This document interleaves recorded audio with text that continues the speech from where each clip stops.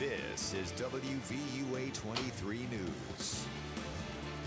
Alabama's matchup with South Carolina made Parents' Weekend in Tuscaloosa way too exciting.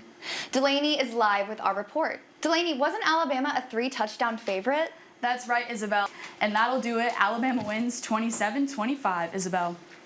Delaney, how does Coach DeBoer respond to the team's performance?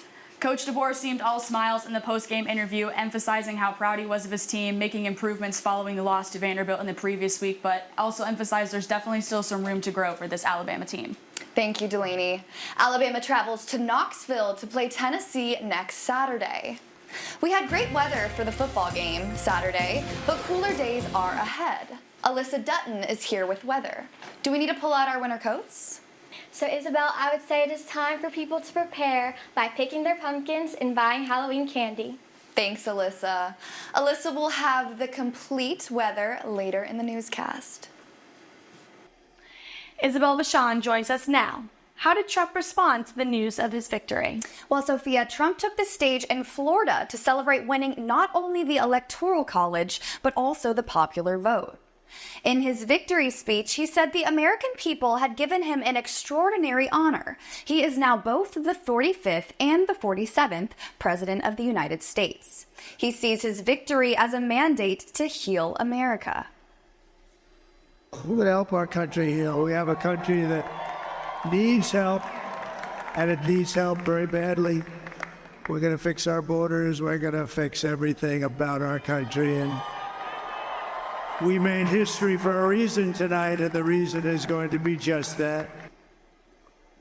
Trump may have a clear path to do exactly what he says. Voters also gave Republicans control of the U.S. Senate, and they are very close to winning the House, too. Sophia? What are some of the things Trump hopes to accomplish? Well, Sophia, Trump hopes to take action like he promised. Ending the war with Ukraine, taking action regarding the economy, tax, and tariffs, as well as cut climate regulations and deport migrants that are undocumented. Sophia? Police in Nebraska have a suspect in custody after a student was shot at in Omaha High School. The school went on lockdown for an hour after the shooting. Police say it appears to have been an isolated incident between the two students. The 15-year-old victim was hospitalized in critical condition. The suspect is also believed to be a student. Police said there was no remaining threat to the community. Researchers have discovered how exercise can make you healthier, even if it doesn't make you skinnier. The study looked at the belly fat of people who exercised regularly for at least 2 years.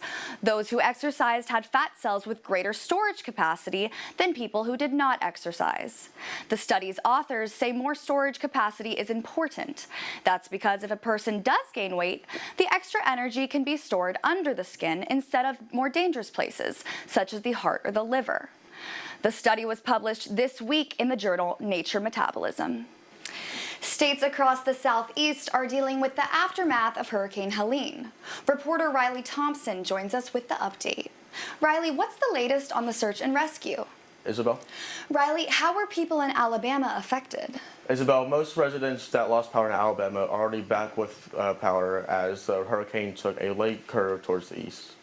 Thank you, Riley. If you would like to help, you can give to one of the many charities already on the scene. Those include United Way, Salvation Army, and the American Red Cross. Former President Donald Trump drew cheers when he arrived at the Georgia-Alabama game this weekend. Sophia Oliveira was there for his visit. Sophia, how did Alabama fans react to Trump's appearance? As soon as former President Donald Trump was shown on the Jumbotron, the crowd absolutely went wild. Isabel? Thank you, Sophia. Trump was invited to the game by Alabama businessman Rick Mayer. We will return after this short break. Starting this week off strong, we have temperatures at a high of 69 and a low of 59. Pretty good for this time of year, considering that we are approaching fall. Taking a step back, looking at Alabama as a whole, you can see that we have some scattered clouds, but still pretty nice for this time of year. Definitely appreciated. Looking at this entire week as a whole, we get lucky as we get to soak in some sunshine this Tuesday, Wednesday, and Thursday.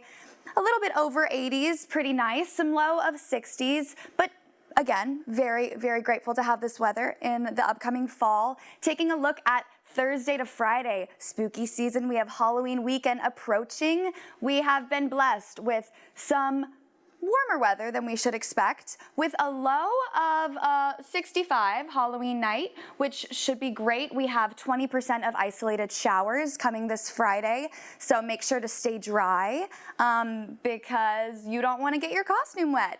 Now we're looking at later into this weekend, still gonna have some of that warm weather, but again, some overcast clouds, which should be great after a week of sunshine. Back to you.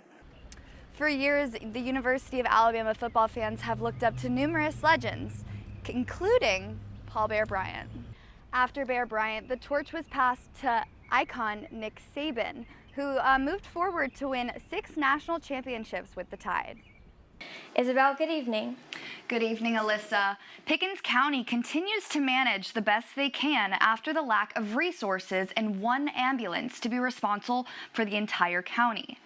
2 women from the city of Aliceville have died within the last couple of weeks because of the lack of response time, leaving community members to perform CPR and other EMT tasks while waiting for the ambulance to arrive. Aliceville Mayor Terrence Whittam says the closing of Pickens County Medical Center has caused massive issues for people, forcing residents or the singular ambulance to travel over an hour to an active hospital. Some of the things that we're not looking for anybody to come save us, because we've looked for somebody to save us since the hospital closed and been unsuccessful. So what we've been trying to do is instill in people basic EMT protocols, make sure that you have small things like putting gas in your vehicle to ensure that you have enough gas to get to Tuscaloosa or Columbus. We also plan on in the future, in light of the ambulance situation, is sending some people potentially to a basic class as the city through a grant program and partnering with some of our local partners. Mayor Windham says the change starts at the state level and hopes the wait will be over soon, because for the citizens of Pickens County, losing their final ambulance could be life or death. Alyssa. I'm here in Reese Pfeiffer Hall, known to many as the home of the College of Communication and Informational Sciences. But few know about its haunted history. In 1928, Clarence Kaysen, an Alabama native and professor, tragically took his life in his office just days before his book release. Since then, students and faculty have reported hearing footsteps in empty hallways and feeling sudden cold spots. But they say Kaysen is a friendly spirit, watching over the place he loved. Kaysen's presence here isn't one of fear, but of comfort, a lasting reminder of his connection to the university. Isabelle Vachon.